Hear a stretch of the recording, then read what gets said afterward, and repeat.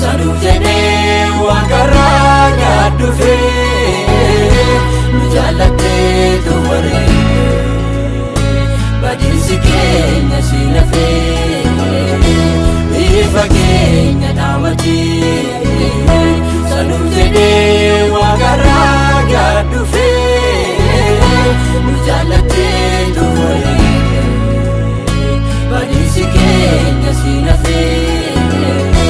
Mudakabu jalalike enyunu intahu makake motinaga abakatela adada garmake adada garmake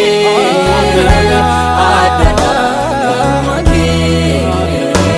adada garmake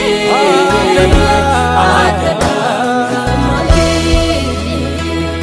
Adadam garmake, adadam garmake, adadam garmake,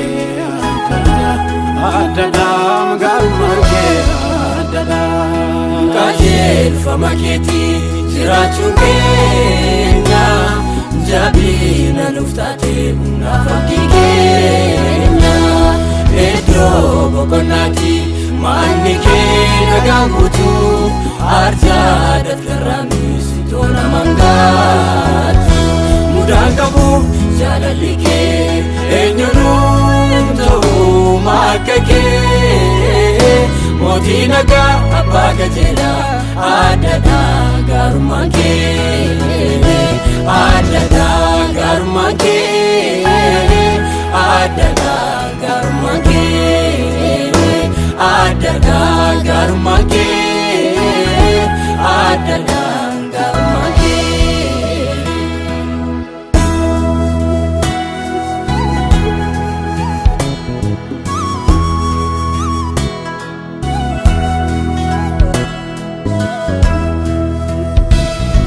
Utu ararike nufintane tae utu ayanike argare Manke numbayane tae utu bakka kenya sabane tae dirane rangenyu nabane farfanyu torake sangalu kayunamu dirane rangenyu nabane farfanyu torake sangalu kayunamu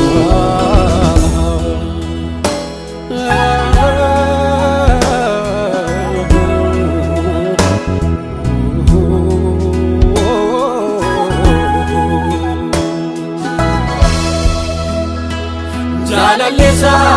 fano lubusanu flate Jalala kenya fi zirmajina bate Nudebise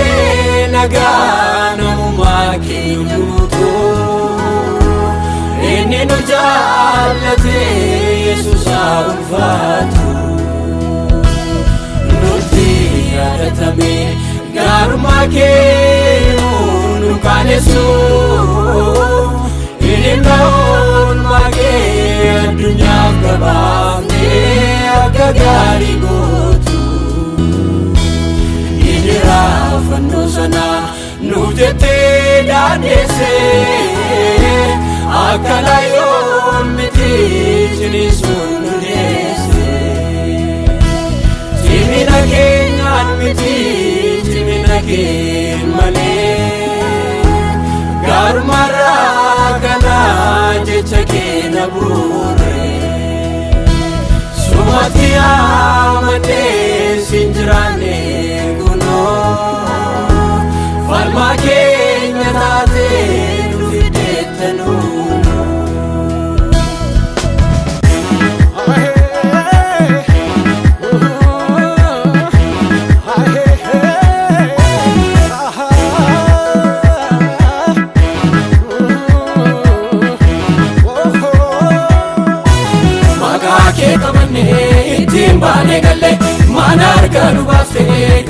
jalatti nu ganne gaaddisa kee jalatti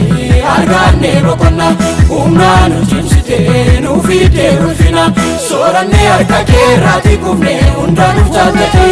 ati akkaaf nu fiddee hin beektu ulfaadhu yaa mootii soorannee harka kee irraati kufne hundaa nuuf jaallate ati akkaaf nu fiddee hin beektu ulfaadhu yaa mootii ulfaadhu yaa mootii ulfaadhu yaa mootii ulfaadhu yaa mootii ulfaadhu yaa mootii ulfaadhu yaa mootii ulfaadhu yaa mootii ulfaadhu yaa mootii ulfaadhu yaa mootii